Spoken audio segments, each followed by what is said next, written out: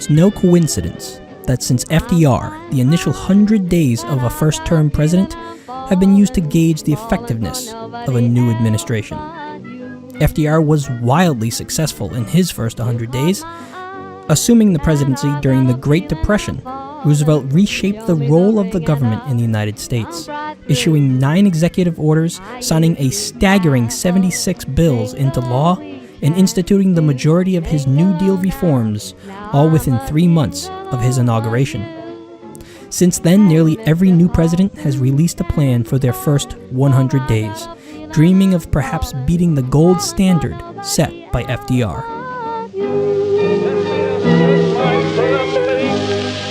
That the only thing we have to fear is fear itself.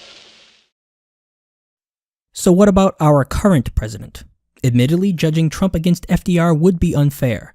In today's political climate of division and obstruction, it is unrealistic to expect such wild success.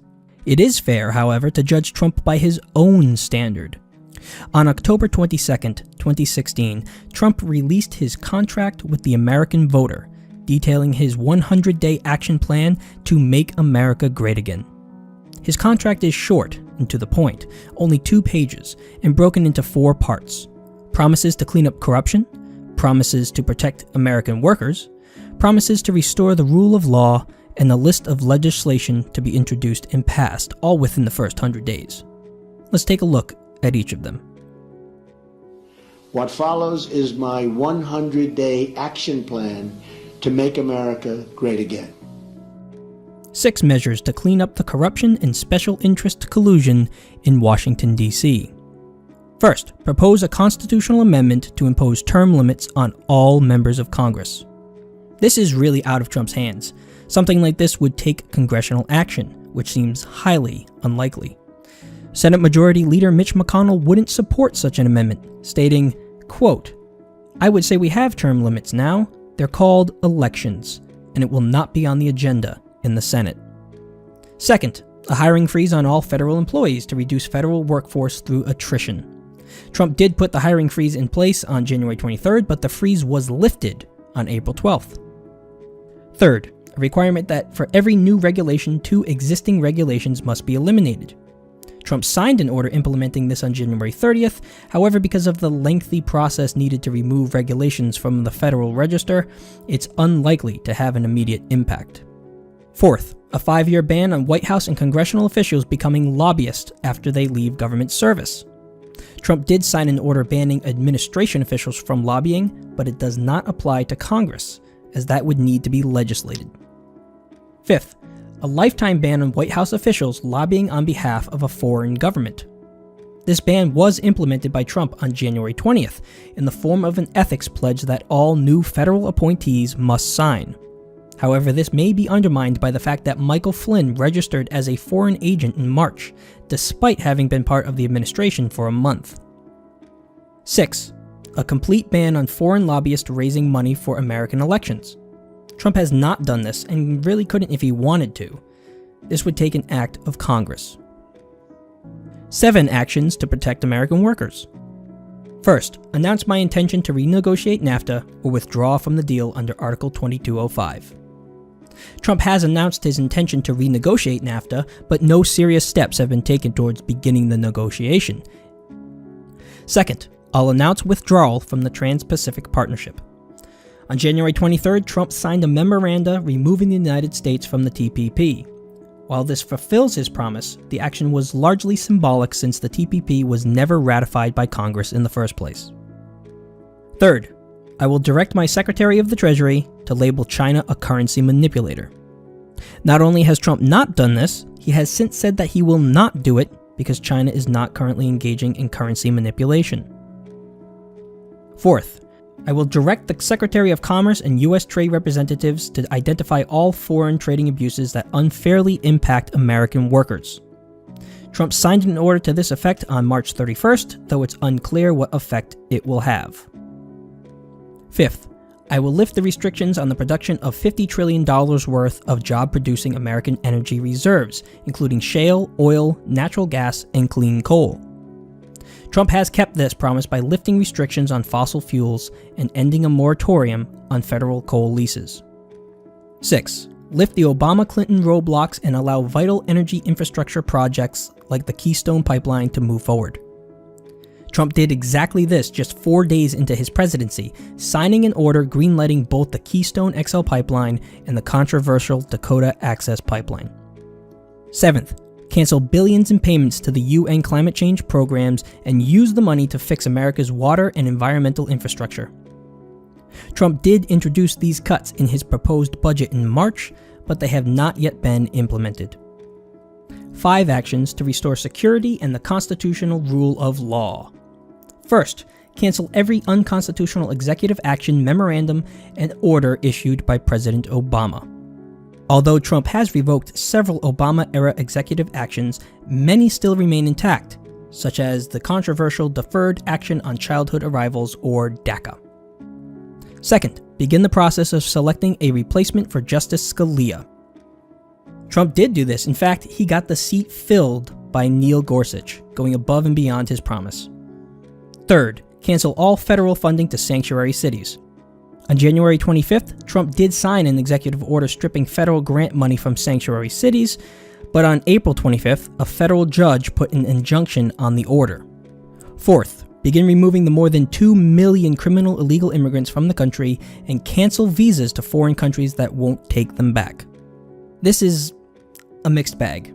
The pool of undocumented immigrants prioritized for removal has been broadened, and immigration-related arrests are up nearly 33% for the same time period in 2016, but visas to offending nations have not been canceled as promised. Fifth, suspend immigration from terror-prone regions where vetting cannot safely occur. All vetting of people coming into our country will be considered extreme vetting. Trump did attempt to do this twice, but he had both attempts halted by the courts. In the second part of the contract, which deals with legislative goals, Trump has been far less successful. Only 2 of the 10 pieces of legislation have even been proposed as ideas, and only 1 actually became a bill. The Repeal and Replace Obamacare Act is possibly the most striking failure of Trump's early presidency. With a Republican majority in both houses of Congress, he was unable to even get the repeal bill to a vote, even though repealing Obamacare has become a fundamental plank in the Republican platform. As far as the Middle Class Tax Relief and Simplification Act, Treasury Secretary Steve Mnuchin did unveil Trump's plan for massive tax cuts and sweeping reforms on April 26th, but these are guidelines and not actually legislative text. A final bill seems unlikely to see the floor of Congress anytime soon, and even then there is already widespread opposition to the plan. Many experts believe it will not make it through Congress.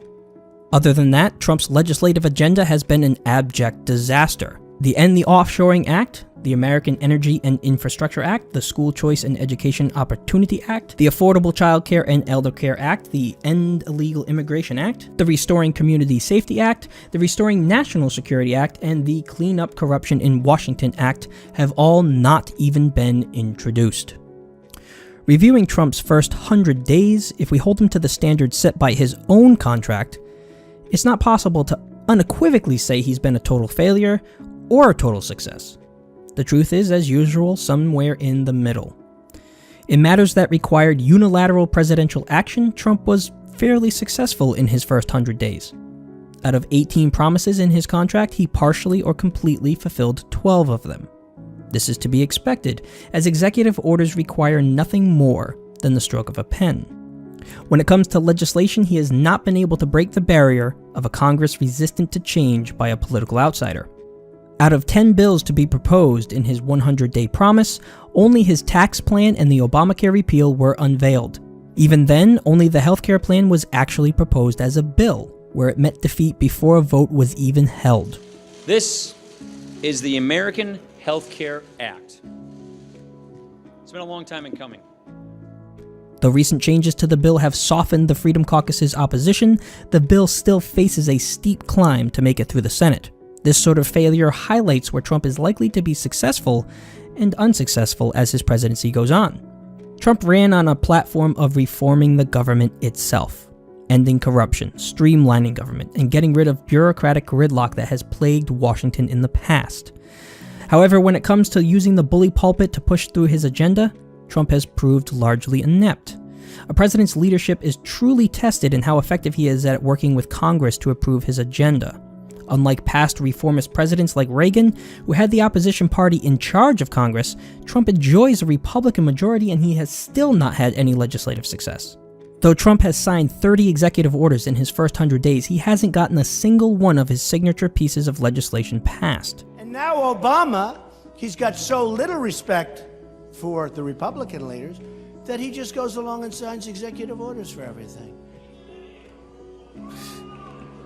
No, it's all executive orders because that's easy to do. I'll tell you the one good thing about an executive order is that the new president come and with just a signature, they're all gone. There's probably more going on here than just the natural checks and balances on executive power inherent to the system. Trump seems to have difficulty getting buy-in on his proposals, even from his own party. Nothing highlights this more than the failed and massively unpopular Obamacare repeal, which was thankfully scuttled by belligerents within the Republican Party. The establishment is always going to resist change. However you feel about Trump, his rhetoric on the establishment has been consistent. It must go.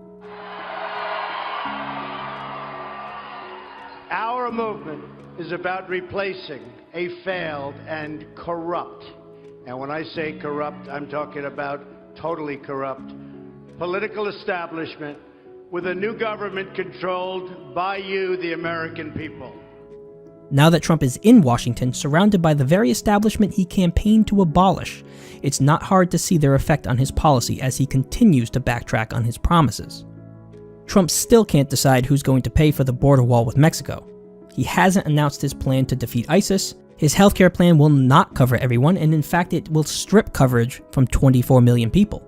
After campaigning on a platform of America First, with a reduced emphasis on interventionism, Trump quickly reneged on that promise by launching rockets into Syria, following a suspected gas attack on civilians. Bombing and drone missions have increased, and we are currently in an ongoing escalation with North Korea.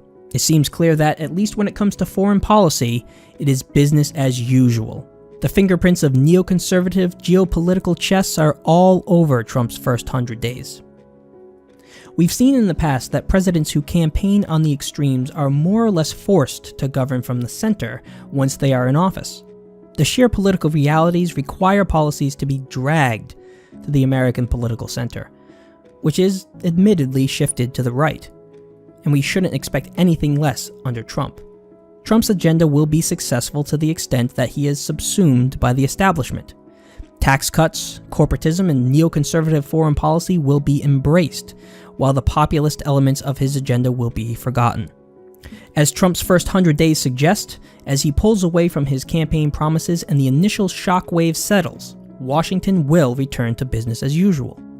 Progressives will certainly disagree with nearly all of Trump's policy positions and actions, and with good reason. But Trump does not herald the end of the American political system. In fact, he is the embodiment of it. I have no doubt that his appointments to the EPA and the Department of Education will do damage that will be felt long after he leaves office.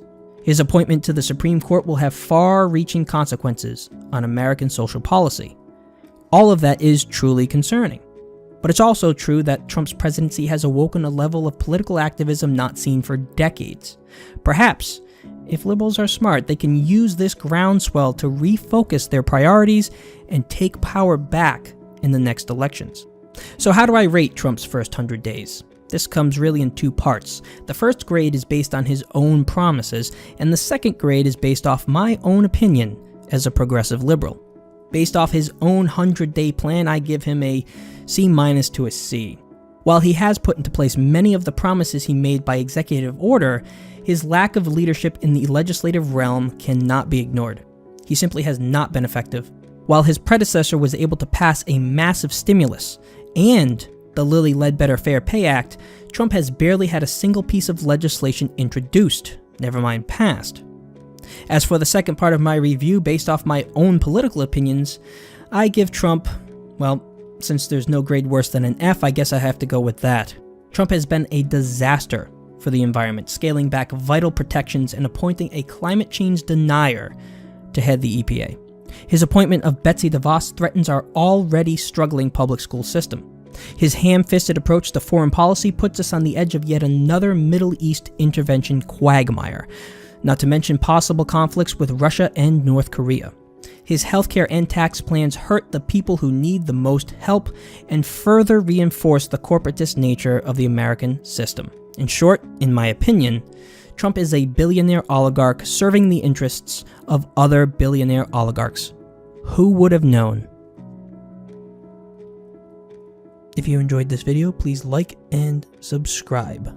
You can also find Commoners Podcast on iTunes and Twitter.